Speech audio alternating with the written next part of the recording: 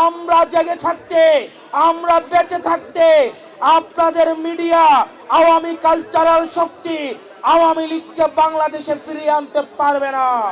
কিন্তু আওয়ামী লীগের বিপক্ষে আমরা সবাই একসাথে লড়াই করে যাব। আমি শুধুমাত্র আপনাদেরকে আহ্বান জানাবো, আমাদের ইফতার কার্যক্রমকে সামনে রেখে আমরা কোনো বিশৃঙ্খল কার্যক্রম আমরা করব না। ধরেন এমন যদি কোনো পরিস্থিতি তৈরি হয় যে আমার খাবারটা, আমার ইফতারটা আমার ভাইকে দিয়ে দিতে হয়, আমরা দিয়ে দিব না? আমরা দিয়ে দিব তো? যদি আমার ইফতারটা আমি যদি দেখে আমার পাশের ভাই ইফতার পায় নাই, তাহলে আমার ইফতারটা দিয়ে দিব কিনা খুশি মনে? ইনশাআল্লাহ। আমরা কি কোনো ধরনের ঝামেলা করব?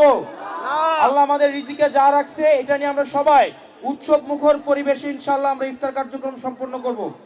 আর আমরা এই রমজান শেষে আমরা প্রত্যেকটা উপজেলায় প্রত্যেকটা ইউনিয়নে আমাদের সাংগঠনিক বিস্তার আমরা ইনশাআল্লাহ সম্পন্ন করব।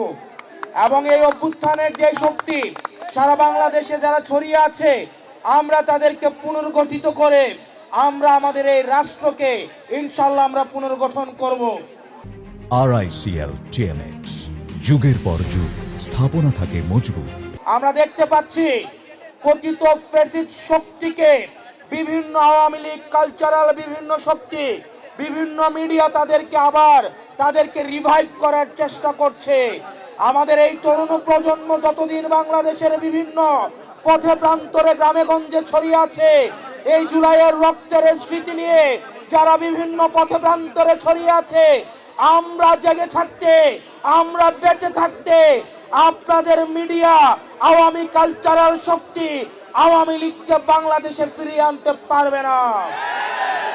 আমাদের ফেসিবাদের বিপক্ষের শক্তিগুলোর মধ্যে মতপার্থক্য থাকবে, পলিসি নিয়ে ডিসকাশন থাকবে, কিন্তু আওয়ামী লীগের বিপক্ষে আমরা সবাই একসাথে লড়াই করে যাব।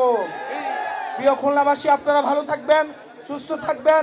আসসালামু আলাইকুম ওয়া রাহমাতুল্লাহি ওয়া বারাকাতুহু।